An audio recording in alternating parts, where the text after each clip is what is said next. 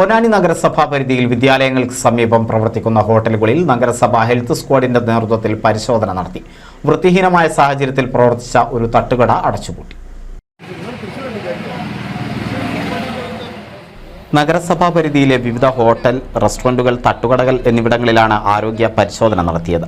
മഞ്ഞപ്പിത്തം റിപ്പോർട്ട് ചെയ്തതിന്റെ അടിസ്ഥാനത്തിൽ ശുചിത്വം ഉറപ്പുവരുത്തുന്നതിന്റെ ഭാഗമായായിരുന്നു പരിശോധനയിൽ വൃത്തിഹീനമായ സാഹചര്യത്തിൽ പ്രവർത്തിച്ച പൊന്നാനി ആനപ്പടിയിലെ ഹോട്ട്സ്പോട്ട് എന്ന തട്ടുകട അടച്ചുപൂട്ടി.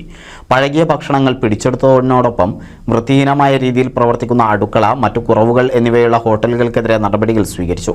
സ്കൂളുകൾ കേന്ദ്രീകരിച്ചുള്ള സ്ഥാപനങ്ങളിൽ ഇന്ന് പരിശോധന നടത്തുകയും അതോടൊപ്പം തന്നെ ഹൈവേ ആനപ്പടി പ്രദേശത്തിനടുത്തുള്ള ഹോട്ട്സ്പോട്ട് എന്ന് പറയുന്ന ഒരു ഹോട്ടൽ വളരെ വൃത്തിഹീനമായ സാഹചര്യത്തിൽ പ്രവർത്തിക്കുകയും മാലിന്യ സംസ്കരണ സംവിധാനങ്ങൾ ഏർപ്പെടുത്താതിരിക്കുകയും ചെയ്തത് കണ്ടതിൻ്റെ അടിസ്ഥാനത്തിലും പകർച്ചവ്യാധികൾ പടരുന്ന തരത്തിൽ ഭക്ഷണപദാർത്ഥങ്ങൾ ഉണ്ടാക്കുന്നത് കണ്ടതിൻ്റെ അടിസ്ഥാനത്തിലും സ്ഥാപനം തത്സമയം തന്നെ കൂട്ടുകയും വൃത്തിഹീനമായ സാഹചര്യങ്ങൾ ഒഴിവാക്കി മാത്രം തുറന്ന് പ്രവർത്തിക്കാവൂ എന്നുള്ള നിർദ്ദേശം കർശനമായി നൽകുകയും ചെയ്തിട്ടുണ്ട്.